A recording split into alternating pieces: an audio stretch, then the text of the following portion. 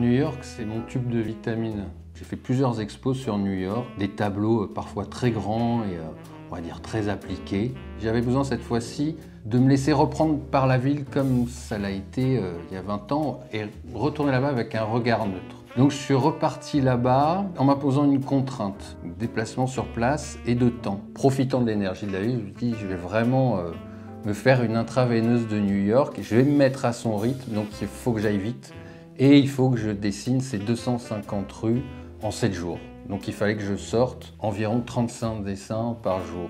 Donc je me suis placé au nord en partant du Bronx et puis après, chaque fois que l'avenue de Broadway est coupée par une rue, je m'arrêtais pour faire un croquis. Tout le processus de création, c'était laisser prendre à chaque angle, faire un tour sur moi-même et tac, m'arrêter. Voilà, c'est ça que je vais dessiner. J'aimais bien faire ça un peu en guise de réponse aux textos et aux selfies. On appuie sur un bouton, tac, et on envoie. En disant, bon voilà, moi je travaille encore, j'ai mon carnet de croquis sous le bras et mon stylo. Et je vais essayer de faire aussi vite quand même. C'était hyper intense, j'avais finalement un rythme très sain, c'était un rythme de sportif. J'ai laissé tous les carnets fermés quand je suis rentré à Paris pendant une dizaine de jours, je crois. Donc une fois que j'ai repris les dessins, première étape, refaire tous les ancrages, donc justement rajouter les détails, redynamiser les perspectives, tout le travail de noir et blanc, plus les temps de séchage parce que je travaillais à l'encre de Chine. Et puis après les mises en couleur, et là c'est pareil, je traite d'abord les jaunes, après les rouges, après les verts. En parlant avec ma galeriste, en fait, on s'est dit, bon c'est bien, mais t'aimes un dessin, t'as envie d'avoir un dessin chez toi, tu dis celui-là vraiment je l'adore, c'est New York que j'aime, ou alors je reconnais, machin. Mais c'est pas du tout l'histoire que j'ai voulu raconter.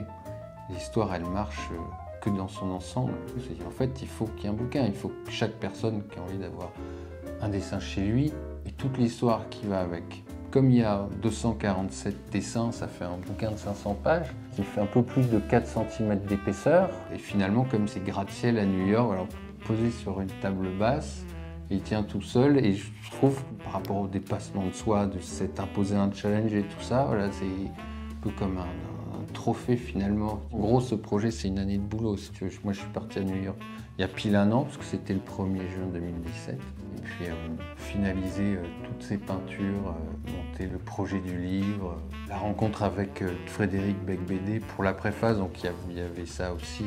Et ça me touche beaucoup parce qu'il ne me connaissait pas et j'ai l'impression qu'il m'a cerné en quelques phrases. Donc c'est une super rencontre.